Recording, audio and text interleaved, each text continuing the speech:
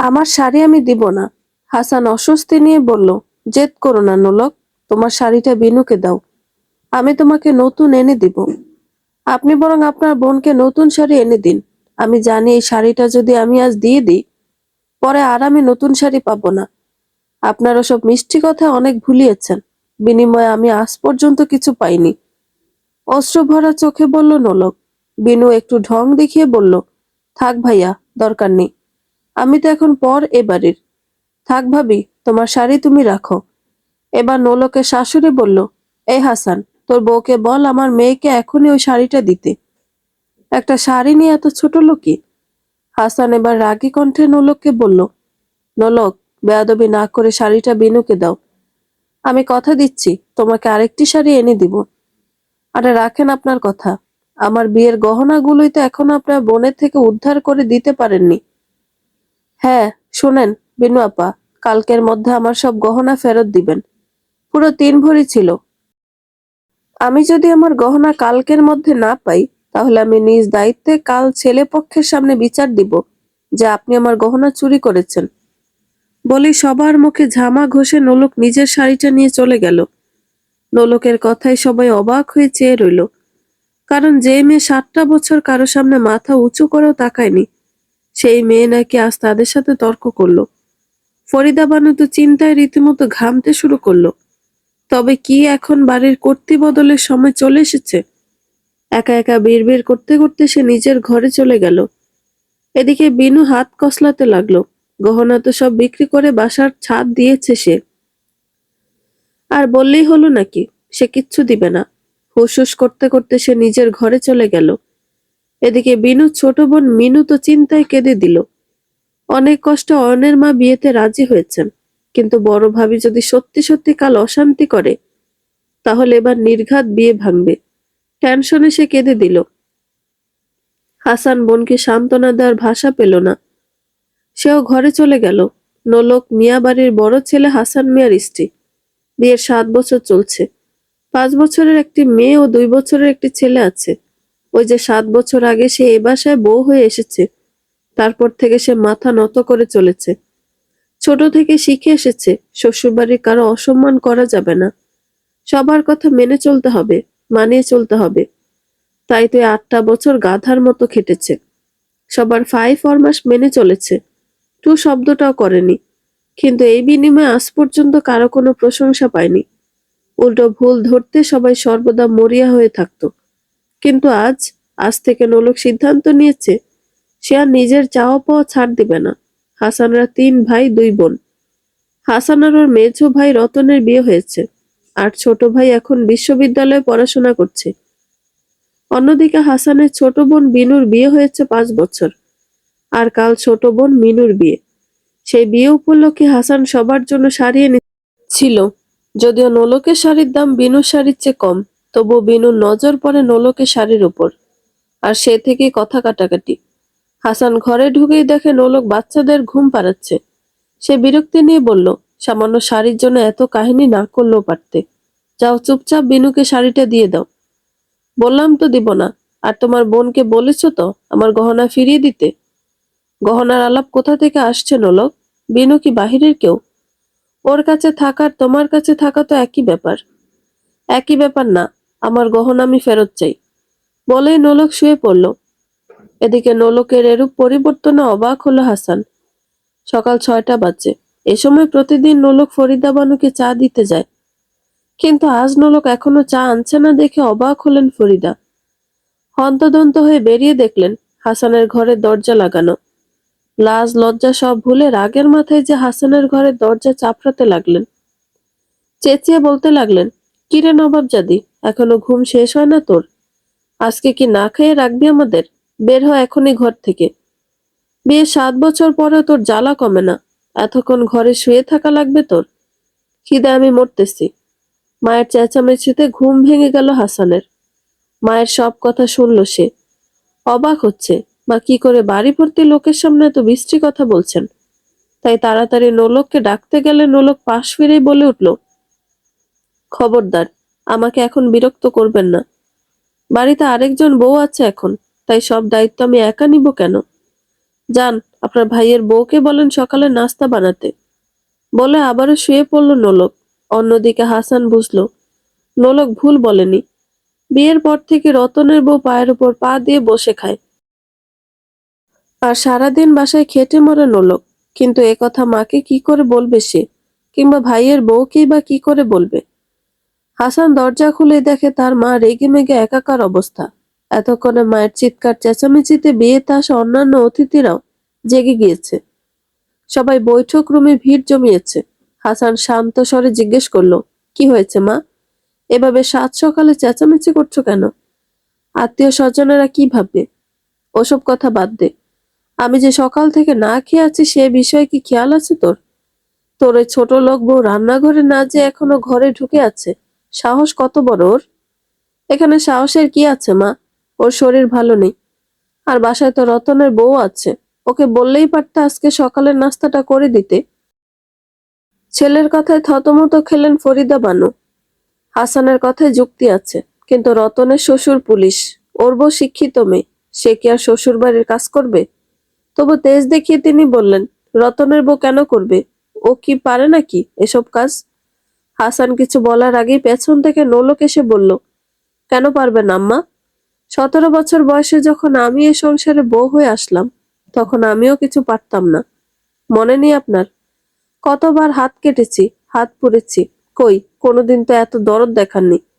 উল্টো বলেছেন, কাজে ফাঁকি দিতে আকাম ঘটাই আমি। একদিন তরকারিতে লবণ সামান্য কম হয়ে পুরো তরকারি ফিকে ফেলে দিয়েছিলেন।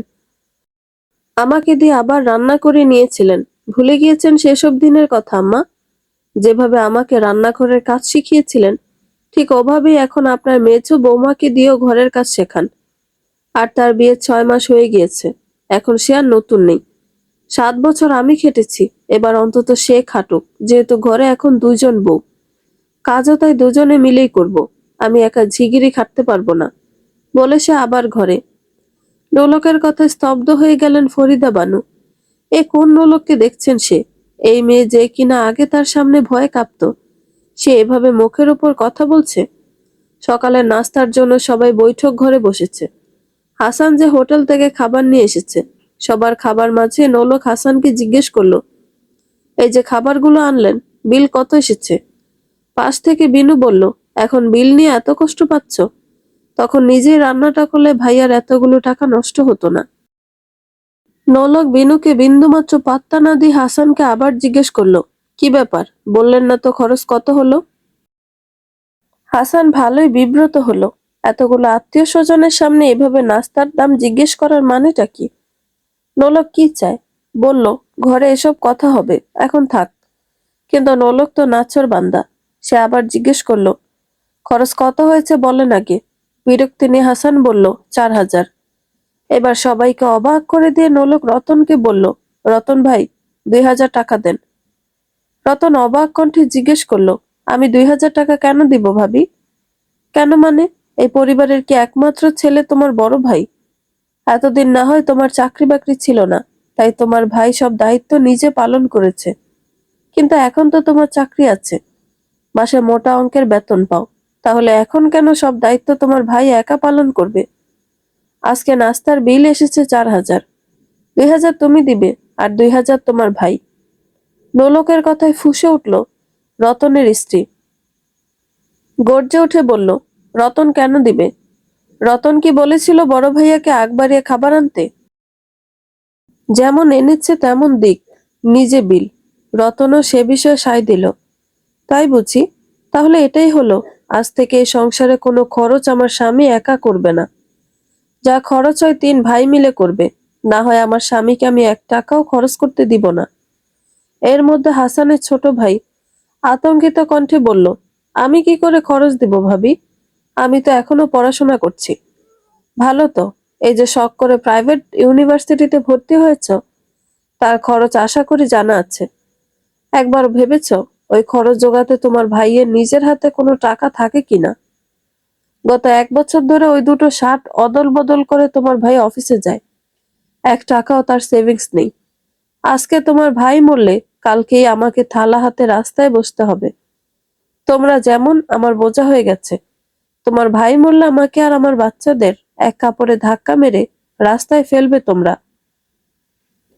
রতন ভাইয়ের কাছে 2000 টাকা চাইলাম দেখে সে আর তার স্ত্রী রেগে গেল, আর তারা নাকি নিবে আমার আর আমার বাচ্চাদের দায়িত্ব। এরপর থেমে এবার হাসানের দিকে তাকিয়ে বলল, আজ দুপুরে যদি 1 টাকাও খরচ করেছ, তোমার একদিন কি আমার একদিন। আর মিনুর বিয়ে তো আমি তোমাকে আর 1 টাকাও খরচ করতে দিব না। হয় 2 ভাই ভাগাভাগি করে খরচ করবে, আর না হয় আম্মার অ্যাকাউন্টে যে জমানো টাকা রয়েছে তা দিয়েই সে মেয়ের বিয়ে দিবেন। বলেই নোলক ঘরে চলে গেল। নোলক যেতে ফরিদা বানু কাঁদতে কাঁদতে বলল, এ কি দিন আসলো? এ কোন কাল নাগিনীকে ঘরে আনছি আমি?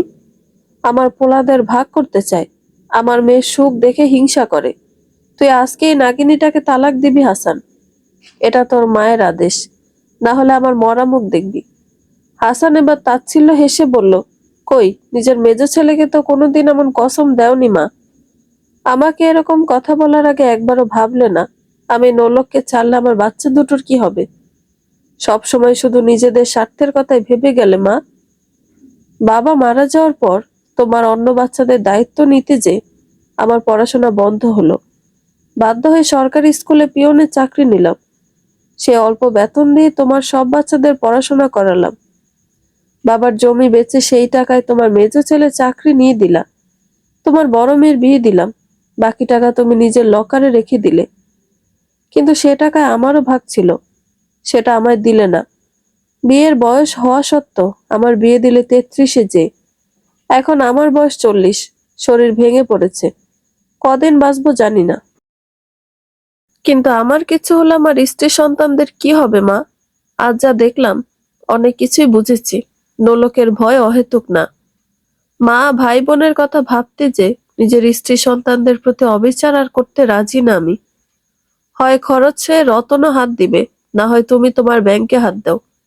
রতন ফট করে বলল, আমি কোনো টাকা দিব না। আর ভাইয়া, তুই তো দায়িত্ব পালন করেছিস, এসব নিয়ে এত কথা বলার কিছু নেই। হাসান ভাইয়ের দিকে চেয়ে তাচ্ছিল্য হাসলো। তারপর বিনুকে বলল, তোর ভাবির গহনা দুপুরের মধ্যে ফেরত দিবি, না হয় পুলিশ ডাকতে বাধ্য হব। ভাইয়ের কথায় মাটিতে বসে পড়ল বিনু। ভাই কি এখন তাকে পুলিশে দিবে? বাসার অবস্থা থমথমে। বৈঠক ঘরের এক কোণে থমথমে মুখে বসে আছেন ফরিদা বানু। অন্যদিকে রতনের স্ত্রী আরেক কোণে দাঁড়িয়ে আছে। এদিকে মিনু বিড়বিড় করে কাঁদছে। আজ সন্ধ্যায় তার গায়ে হলুদের অনুষ্ঠান। বড় ভাই নাকি টাকা দিবে না। মেজো ভাই তো আগে হাত গুটিয়ে রেখেছে। মাও কিছু বলছে না। তার উপর তার ভাবি এখন ঘর ভর্তি মেহমানের সামনে গহনার হিসাব নিতে বসেছে। বিনু উপায় না পেয়ে হাসানের কাছে কাঁদতে কাঁদতে বলল, ভাইয়া, আমার ছাদ ঢালাইয়ের কাজে টাকা কম পড়েছিল, বাধ্য হয়ে ভাবির গহনাগুলো বিক্রি করেছিলাম। আমি কি ভাবির পর বলো? ভাবিকে তো আমি নিজের বোনের চোখেই দেখি। আমার বিপদের দিন না হয় ভাবির গহনা কাজে লাগিয়েছি, তাই বলে তোরা এভাবে অপমান করবা? শোনো ভাইয়া, মুন্নির বাপের ব্যবসা এখন একটু সমস্যা চলছে। 6 মাস পরে আমি 3 ভরি গহনা ভাবিকে বানিয়ে দিব। কিন্তু মনে রাখিও ভাই, আমি এই অপমান ভুলবো না। সেই গহনা ফেরত দেওয়ার সাথে সাথে তোমার সাথে আমার সব সম্পর্ক শেষ করব। তাই নাকি বিনু আপা? আমার যতদূর মনে আছে, তুমি 6 বছর আগে ওই গহনা আমার কাছে ধার নিয়েছিলে তোমার ননদের বিয়েতে পড়বে বলে। তারপর বিয়ে শেষে ফেরত দিলে না কেন? এর আরো 2 বছর পর তোমার বাসার ছাদ ঢালাই দিয়েছিলে। আমার জানা মতে তোমার বিয়েতে আমার শাশুড়ি তোমাকে পুরো 5 ভরি স্বর্ণ দিয়েছিল। ওগুলো তো ঠিকই এখনো পরে ঘুরে বেড়াও। তাহলে আমার বাপের বাড়ি দেয়া গহনা বিক্রি করলে কোন সুখে? শোনো না পা, আমি অত শত কথা বুঝি না। আমার গহনা দিতে না পারলে আমাকে 3 ভরি সমান গহনা দাও। তোমার তো আবার গহনার অভাব নেই। আর তা না হলে আমি কিন্তু এখনই পুলিশ ডাকবো। মিতুর বিয়েটাও ভাঙবে। নোলক কাট কাট স্বরে জবাব দিল। মিতু এবার না পেরে ওর মায়ের কাছে গিয়ে কাঁদতে কাঁদতে বলল, ও মা, ভাবিকে পুলিশ ডাকতে নিষেধ করো না, আমার বিয়েটা ভেঙে যাবে মা। ফরিদা বানু বাধ্য হয়ে ছেলের দিকে তাকিয়ে বলল, হাসান, এখনো চুপ থাকবি তুই? এই মাইয়ারে ক এখনই থামতে। গোলাম হয়েছিস বইয়ের? কাল রাইতে মনে হয় ভালোই জ্বালা মিটাইছে তোর। তার জন্য সকাল সকাল তোর নতুন রূপ দেখতে হচ্ছে। শোন, এই মাইয়ারে এখনই থামা। না হলে কিন্তু ঘাড়ে ধাক্কা দিয়ে এরে বাড়ি থেকে বের করব। তখন এরে বেশ্যা পড়লি তো কেউ জায়গা দিবে না। মায়ের কুরুচিপূর্ণ কথায় লজ্জায় মাথা নত করলো হাসান। মায়ের ভাষা যে এতটাও নোংরা হতে পারে তা তার কল্পনারও বাহিরে ছিল। সবাই সত্যিই বলে, মানুষ তার আসল বৈশিষ্ট্য প্রকাশ করে যখন সে রেগে থাকে। এদিকে নোলক এক পলক তাকায় স্বামীর দিকে। স্বামীকে চুপ থাকতে দেখে তাচ্ছিল্য হাসে। মনে মনে ভাবে, এবারও বুঝি তার স্বামী কাপুরুষের মতো চুপ করে থাকবে। কিন্তু তাকে অবাক করে দিয়ে হাসান বলে, আমার স্ত্রী, আমার সন্তানদের মাকে নিয়ে দয়া করে এত নোংরা কথা বলো না মা, আমি সহ্য করব না। আর নোলকের বাপের দেওয়া গহনা বিক্রির আগে বিনুর ভাবা উচিত ছিল আম্মা, হয় বিনু 3 ভরি সমপরিমাণ গহনা ফেরত দিবে, না হলে আমি নিজেই নোলকের হয়ে পুলিশ ডাকবো। ছেলের কথা আকাশ থেকে পড়লেন ফরিদা বানু। এদিকে বিনু ও ভাইয়ের কথা অবাক হলো। রাগে সে ঘরে যে হাতে কিছু গহনা নিয়ে এসে নোলকের মুখে ফিকে মারল। হিসেসিয়ে বলল, এখানে 3 ভরির বেশি আছে, যা আছে সব নিয়ে নাও। তোমার মতো আত্মা ছোট না আমার। নোলক একটা গহনাও ছুঁইল না। মুচকি হেসে তার দুঃসম্পর্কের ভাতিজাকে বলল, রনি, যা তো বাবা, বাড়ির মোড়ে স্বর্ণকারের দোকান আছে, ওখান থেকে চন্দন কাকাকে নিয়ে আয়। বলবি সোনা পরখের আর ওজনের জিনিসপত্র নিয়ে আসতে। রনিও আদেশ মেনে বেরিয়ে গেল। এদিকে বিনু ঘামতে শুরু করলো। থতমত খেয়ে বলল, বাহিরের মানুষের সামনে আর নাটক করো না ভাবি, এ বাসার মান সম্মান সব খোয়াবে। ভাইয়া, এখনো কি চুপ থাকবে তুমি? তোমার বউ আমাকে মৃত্যুক প্রমাণ করতে চায়। আমি কি নকল গহনা দিব?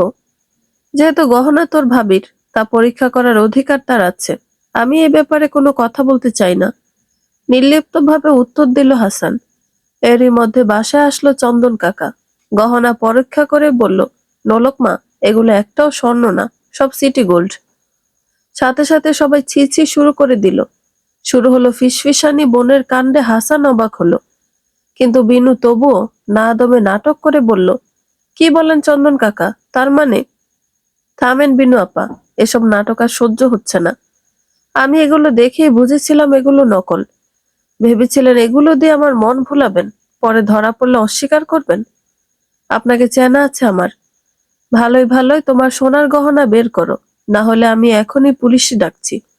বাধ্য হয়ে বিনু নিজের স্বর্ণের গহনা নিয়ে আসলো। চন্দন কাকা পরখ করে 3 ভরি নোলককে দিয়ে বাকিগুলো বিনুকে ফেরত দিল। নোলক স্বর্ণ নিয়ে নিজের ঘরে চলে গেল। বিনুও কাঁদতে কাঁদতে বাচ্চাদের নিয়ে তার ঘরে গেল। সে আছে ভয়ে, তার স্বামী যদি স্বর্ণের কাহিনী জানতে পারে তাহলে তার রক্ষে নেই। এদিকে হাসান ঘরে যেতে নিলে তার মা তাকে আটকায়। গম্ভীর কণ্ঠে জিজ্ঞেস করে, তুই কি মিনুর বিয়েতে কোনো টাকাই দিবি না? হাসান কাট কাট কণ্ঠে জবাব দেয়, না, বলে সে ঘরে চলে যায়। এদিকে এসব ঘটনা একদম চুপচাপ ছিল রতন আর তার স্ত্রী। ফ্রি ফ্রি সিনেমা দেখছিল তারা। তারা ভালোভাবেই জানে, এখানে কিছু বললে দায়িত্বের বোঝা পড়ে তাদের ঘাড়েই পড়বে। কে আবার খাল কেটে কুমির আনতে চায়? বিয়ের কার্যক্রম আবার আগের নিয়মে শুরু হয়েছে। ফরিদা বানু ব্যাংকে যে টাকা তুলে এনেছেন। মন মেজাজ ভালো নেই তার। এদিকে হাসান চুপচাপ রুমে বসে আছে। তখন রাগের মাথায় বলেছিল যে মিনুর বিয়েতে 1 টাকাও খরচ করবে না, কিন্তু এখন মনটা খারাপ তার। যতই হোক, মিনু তার বোন। মিনুর প্রতি তার একটা দায়িত্ব আছে না? হাসানের চিন্তার মাঝে নোলক ঘরে আসলো। তারপর হাসানের দিকে তাকিয়ে বলল, এত অনুশোচনা করার দরকার নেই। যে বোনের কথা চিন্তা করে হাশেম ভাইয়ের কাছে 7 লাখ টাকা ধার নিতে চেয়েছিলেন, আপনার সেই প্রিয় বোন দেখেন, আপনাকে ছাড়াই নিজের গায়ে হলুদের অনুষ্ঠানে নাচ গান করছে। রতন ভাইও তো টাকা দিতে চায়নি। কই, তার প্রতি তো কারো কোনো রাগ বা ক্ষোভ নেই। তাহলে আপনার প্রতি এত রাগ কিসের? এই বোনের শখের ফোন কিনতে নিজের মেয়ের কানের দুলের জন্য জমানো টাকা খরচ করেছিলেন, মনে আছে? আমি কিন্তু ভুলিনি। কত কষ্টে ওই টাকা আমি জমিয়েছিলাম, আমি জানি। কই, এখন আপনার সেই বোন? সারা জীবন গাধার মতো এই ভাই বোনগুলোর জন্য খেটেছেন, বিনিময়ে কি পেলেন? মাথায় একটা কথা গেঁথে রাখেন, আপনি মরলে আপনার বউ বাচ্চাকে রাস্তায় ভিক্ষা করে খেতে হবে। এখন অন্তত ভাই বোনের চিন্তা বাদ দেন। সবাই সবার জীবনে এখন প্রতিষ্ঠিত। আপনার মায়েরও ব্যাংক ভর্তি টাকা। এবার নিজের বউ সন্তানদের কথা ভাবেন। ব্যাংকে 1 টাকাও নেই আপনার। এখন যদি হুট করে বাচ্চারা অসুস্থ হয় বা কোনো বিপদ হয়, আপনার কি মনে হয় আপনার এই মা ভাই বোনেরা টাকা দিবে? হাহ, ভুলে যান সেই কথা। 1 টাকাও কেউ দিবে না। সবাই নিজ নিজ ভাগ আগেই গুছিয়ে নিয়েছে। আপনার জন্য রেখেছে আন্ডা, বলেই নোলক বাচ্চাদের রেডি করতে শুরু করলো। বড়দের যতই ঝামেলা হোক না কেন, বাচ্চাদের আনন্দ মাটি করতে রাজি নয় নোলক। ঘরে একা বসে আছে নোলক। ওসব গায়ে হলুদের অনুষ্ঠানে যাওয়ার তার রুচি নেই। চোখ বন্ধ করতেই নোলকের চোখে ভেসে উঠল বিগত 6 মাসে ঘটা প্রতিটি ঘটনা। 6 মাস আগে বিয়ে করে নোলকের দেবর রতন, কিন্তু রতনের বিয়ের পর থেকে নোলকের চোখে ধরা দেয় ভিন্ন এক কাহিনী। যেখানে বিয়ের পরের দিন থেকে নোলকের কাঁধে চাপিয়ে দেওয়া হয় সংসারের দায়িত্ব, সেখানে রতনের স্ত্রীকে ওর শাশুড়ি ভুলেও কোনো কাজ করতে বলতো না। রতনের স্ত্রী হুকুম করত আর নোলক সে অনুযায়ী কাজ করত। এমনকি সকালে রতনের বইয়ের গ্রিন টিও নোলককে বানাতে হতো। ফরিদা বানু নোলকের প্রতি যতটা কঠোর ছিলেন, রতনের বইয়ের বেলায় ততটাই নরম। অন্যদিকে নোলকের ননদরাও রতনের বইয়ের জন্য পাগল ছিল। নোলক তখন প্রথমবারের মতো ভাবতে শুরু করে নিজেকে নিয়ে। এতগুলো বছর এই সংসারের জন্য খেটেও সে কারো মন পায়নি। তার স্বামীও সবার জন্য এত করেও দিন শেষে তাদের হাত ফাঁকা। অন্যদিকে রতন ঠিকই টাকা জমাচ্ছে, বউকে নিয়ে ঘুরছে, কিন্তু সংসারে 1 টাকাও দেয় না। নোলক বুঝেছিল এই সমাজটা শক্তের ভক্ত, নরমের জম। তাই তো সে প্রতিবাদ করেছিল। নোলকের চিন্তার মাঝে বাহিরে চেঁচামেচির শব্দ হলো। তাই সে তাড়াতাড়ি দৌড়ে বাহিরে গেল। যে দেখে তার মেয়েটা কাঁদছে। নোলক মেয়েকে নিয়ে বকে নিতেই বাচ্চাটা বলল, মা, আমি শুধুমাত্র একটু কেক নিয়েছিলাম, ফুফি আমাকে থাপ্পড় মেরেছে। ততক্ষণে হাসানও সেখানে উপস্থিত হয়। অবাক হয়ে জানতে চায় 5 বছরের বাচ্চাটার গায়ে হাত তোলার মানেটা কি। মিনু স্বার্থপরের মতো বলে, অনুমতি ছাড়া কোন সাহসে তোমার মেয়ে আমার গায়ে হলুদের কেকে হাত দিল? বাসায় এতগুলো মেহমান, চোর একটা। নোলক সবাইকে অবাক করে দিয়ে মিনুর গালেও থাপ্পড় বসিয়ে দিল। তারপর যে টেবিলের ওপরে রাখা পুরো কেক মাটিতে ফেলে দিল। এরপর মুহূর্তের মাঝে সোফায় রাখা মিনুর ফোনটা আছাড় মেরে ভেঙে ফেলল। তারপর হিসেসিয়ে বলল, এই কেকটার অর্ডার দেওয়ার সময় আমার স্বামী টাকা দিয়েছিল, তাই এটা যদি আমার বাচ্চা খেতে না পারে তাহলে কেউ খাবে না। এই ফোনটা আমার স্বামীর টাকায় কেনা, তাই এটাও তোমার ব্যবহার করার অধিকার নেই। এরপর আবারও সবাইকে অবাক করে দিয়ে পাকের ঘরে গিয়ে গ্যাস লাইটার হাতে নিয়ে দৌড়ে মিনুর ঘরে ঢুকে বাহির থেকে দরজা লাগিয়ে দিল। জিনিসগুলো এত তাড়াতাড়ি ঘটলো যে কেউ কিছু বুঝে উঠতেই পারল না। তারপর সবার যখন হুঁশ এলো, সবাই যে দরজায় বাড়ি মারতে লাগলো। এদিকে নোলক মিনু সাজগোজের জিনিস, নতুন পুরাতন সব পোশাক, বইপত্র সবকিছু জড়ো করে আগুন লাগিয়ে দিল। শুধু বাদ রাখলো মিনুর হবু শ্বশুর বাড়ি থেকে আসা বিয়ের পোশাক। তারপর দরজা খুলে বেরিয়ে বলল, আমার স্বামীর টাকায় কেন সব পুড়িয়ে দিয়েছে। এরপর থেকে আমার বাচ্চার গায়ে হাত তোলার আগে 10 বার ভাববে মিনু, বলল নোলক। এসব কেন করলে ভাবি? কাঁদতে কাঁদতে জিজ্ঞেস করলো মিনু। যে কারণে তুমি আমার ছোট্ট বাচ্চাটার গায়ে হাত তুলেছ, ঠিক সেই কারণেই আমার স্বামীর টাকার জিনিস আমি নষ্ট করেছি, বলে স্বামী সন্তানকে নিয়ে ঘরে চলে গেল নোলক। হতবাক হয়ে চেয়ে রইল সবাই। এদিকে রুমে ঢুকে মিনু দেখে তার পুরনো সব ব্যবহারের পোশাক, বিয়ে উপলক্ষে কেনা নতুন পোশাক, ঘুরতে যাওয়া দামি পোশাক সব আগুনে পুড়ে ছাই। তার দামি মেকআপের জিনিস কিচ্ছু বাকি রাখেনি। এমনকি শখের ড্রেসিং টেবিলটাও জায়গায় জায়গায় ভাঙা। শুধু ছেলে পক্ষ থেকে পাওয়া বিয়ের জিনিসপত্র নোলক অক্ষত রেখেছে। নিজের শখের জিনিসগুলোর করুণ অবস্থা দেখে কান্নায় ভেঙে পড়ল মিনু। এদিকে সবাই অবাক হয়ে চেয়ে আছে। শান্তশিষ্ট নোলক যে এতটা ভয়ঙ্কর হতে পারে তা কারো ধারণারও বাহিরে ছিল। অন্যদিকে ছেলে পক্ষ যে এসেছিল তা কেউ জানতেও পারেনি। সবাই ব্যস্ত ছিল ঝগড়া নিয়ে। ছেলে পক্ষ হলুদ নিয়ে এসেছিল, এসে দেখে এ বাসায় ঝগড়াঝাটি চলছে। যখন কারণ শুনলো সবাই অবাক হলো। সামান্য কেক খাওয়ার অপরাধে আপন ভাতিজির গায়ে হাত কি করে তুলে একটি মেয়ে? আর কিছু না বলে তারা ওভাবে দরজা থেকে ফিরে যায়। বাসায় ঝগড়াঝাটি থেমেছে। নোলক, হাসান তাদের বাচ্চাদের নিয়ে ঘরে বসে আছে। আচমকা বাহিরে আবারও কান্নাকাটির আওয়াজে তারা দৌড়ে বের হলো। ফরিদা বানু রক্তলাল চোখে নোলকের দিকে তাকালেন, কিন্তু তিনি কিছু করার আগে মিতু নোলকের ওপর ঝাঁপিয়ে পড়ল। রুক্ষ কণ্ঠে বলল, আমার সুখ তোর সহ্য হচ্ছিল না, এই জন্য এত কাণ্ড ঘটাইলি। এখন আমার বিয়ে ভেঙে খুব আনন্দে তুই, তাই না? মিতু নোলককে আবারও আঘাত করতে যাবে, তার আগে হাসান মিতুকে ধাক্কা মেরে মেঝেতে ফেলে দিল। তারপর বলল, নোলক তোর ভাবি, কোন সাহসে ওর গায়ে হাত তুলতে গেলি তুই? বাহ হাসান বাহ, বোনের বিয়ে ভেঙেছে সেদিকে তোর খেয়াল নেই, কিন্তু নিজের বউয়ের সম্মানের কথা ঠিকই খেয়াল আছে। আহত কণ্ঠে বলল ফরিদা বানু। মিতুর বিয়ে ভাঙার কারণ কি আম্মা? কেন আবার? তোমার বউয়ের ক্যাচ্চা কাহিনী তাদের কানে গিয়েছে সেজন্য। পেছন থেকে বলে উঠল বিনু। নোলক এবার আর চুপ করে থাকতে পারল না, সামনে এসে বলল, আপনি ওর হবু শ্বশুর বাড়ি ফোন দিন। এই 2 দিনে আশা করি জেনে গিয়েছেন আপনার মা বোন কি পরিমাণ মিথ্যে কথা বলে। আমি আসল কারণ জানতে চাই। এই পর্যায়ে মা মেয়ের মুখ চুপসে গেল। মিনু আমতা আমতা করে বলল, ভাইয়া দয়া করে আবার ফোন দিয়ে ঘটনাটা আরো ঘাটিও না। বিশ্বাস করো, ভাবির জন্যই বিয়েটা ভেঙেছে। হাসান মিনুর কথা তোয়াক্কা না করে ও বাসায় ফোন দিয়ে বিয়ে ভাঙার কারণ জানতে চাইল।